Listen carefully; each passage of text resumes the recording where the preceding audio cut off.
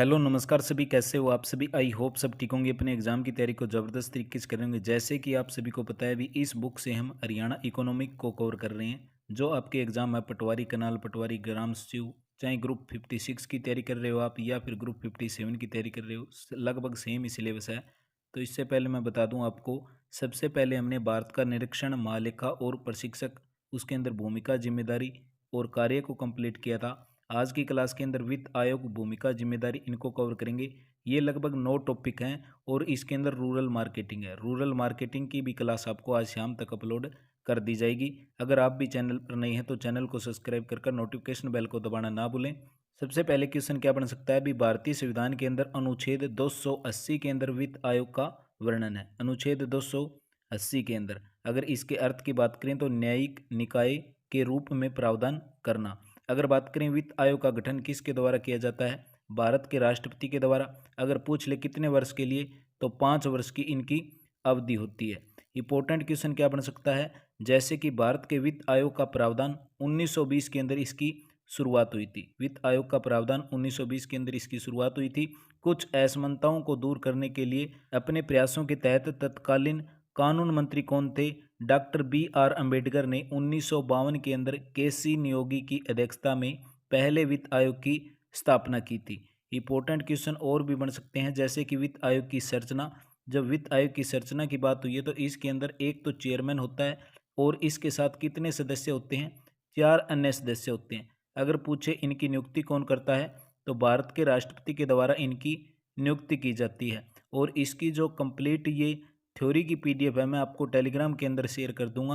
Telegram channel का link video के description box के अंदर या फिर आप स्क्रीन पर देख रहे हो, इसके ऊपर जेई इलेक्ट्रिकल का भी पेपर सेंड कर रखा है। और भी जो भी इंपॉर्टेंट PDF होती है सारी की सारी आपको टेलीग्राम के अंदर शेयर कर दी जाती है। अगर आपने टेलीग्राम को ज्वाइन नहीं किया तो लिंक वीडियो के डिस्क्रिप्शन बॉक्स के अंदर ज्वाइन हो सकते हो।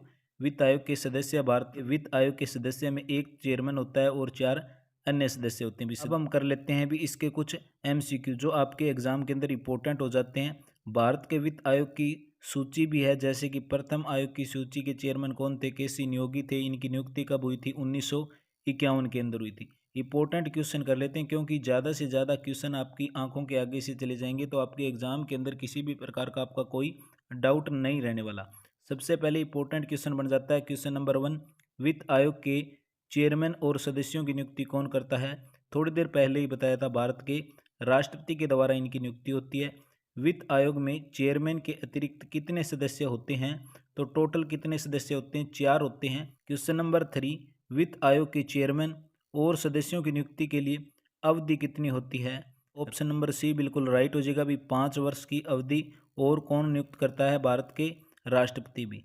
वित्त आयोग का अर्थ क्या है या वित्त आयोग क्या है, तो वित्त आयोग एक संवैधानिक निकाय है। ऑप्शन बी राइट हो जाएगा।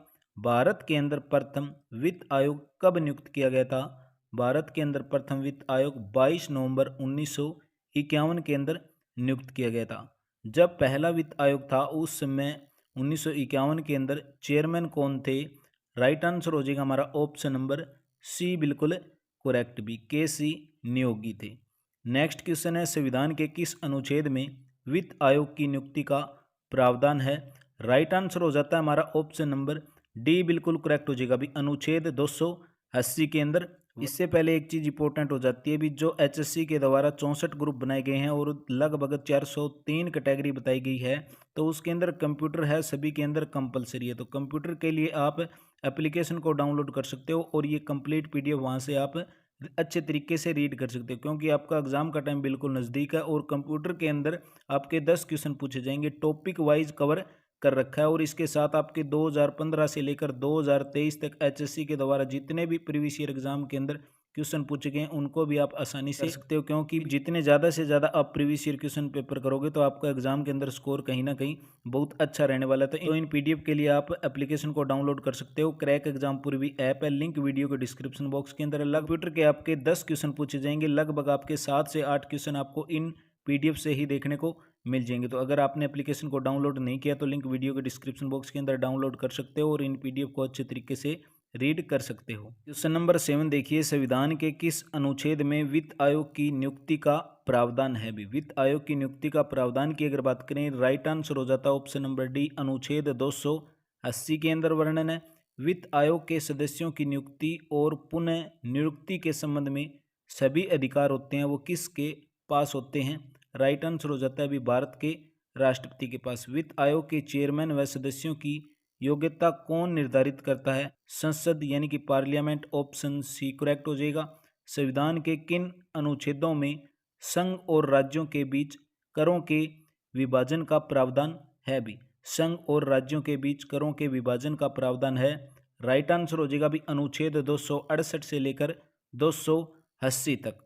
नेक्स्ट क्वेश्चन देखिए क्वेश्चन नंबर 11। और इस क्लास के बाद आपकी रूरल मार्केटिंग की भी क्लास होगी, तो आपने चैनल को सब्सक्राइब नहीं किया तो चैनल को सब्सक्राइब कर लेना। इस कंप्लीट बुक का सॉल्यूशन आपके एग्जाम से पहले पहले कवर करवा देंगे भी। वित्त आयोग के संबंध में निम्नलिखित में से कौन सा कथन सही है, तो इसके अंदर सही बताना है तो यह अर्ध न्यायिक निकाय है भी। ऑप्शन डी करेक्ट हो जाता है।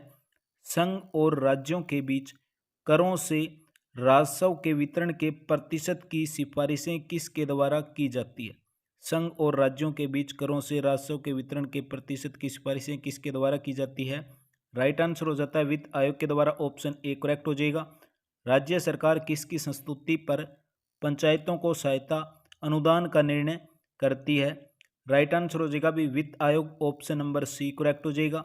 संघ और राज्यों के बीच वित्तीय संसाधनों के वितरण से संबंधित उपायों की सिफारिश कौन करता है। संघ और राज्यों के बीच वित्तीय संसाधनों के वितरण से संबंधित उपायों की सिफारिश कौन करता है।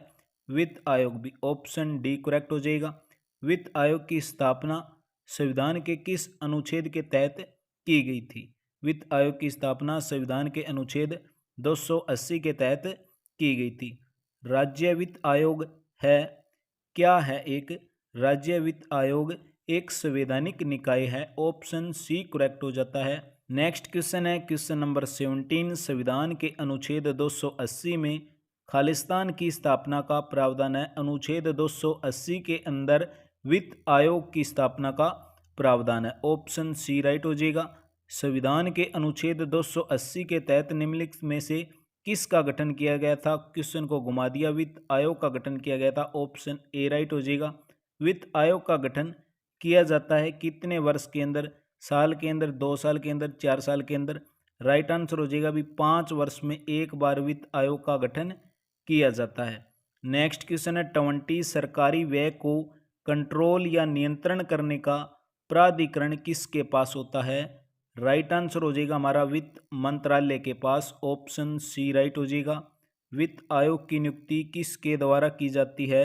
वित्त आयोग की नियुक्ति की अगर बात करें, राइट आंसर हो जाएगा भी केंद्र सरकार के अनुदान और राजस्व में राज्यों की हिस्सेदारी निर्धारित करने में। नेक्स्ट क्वेश्चन देखिए क्वेश्चन नंबर 22। वित्त आयोग मुख्य रूप से राष्ट्रपति को निम्नलिखित में से किसके बारे में सिफारिशें करने से संबंधित है। वित्त आयोग मुख्य रूप से राष्ट्रपति को निम्नलिखित के बारे में यानी कि किसके बारे में सिफारिश करने से संबंधित है। राइट आंसर हो जाता है इसके अंदर राज्यों को दिए जाने वाले सहायता अनुदान को कंट्रोल करने के और साथ के अंदर संघ और राज्य के बीच करों की शुद्ध आय का वितरण। तो ऑप्शन नंबर सी राइट हो जाएगा। ए और बी दोनों राइट हैं।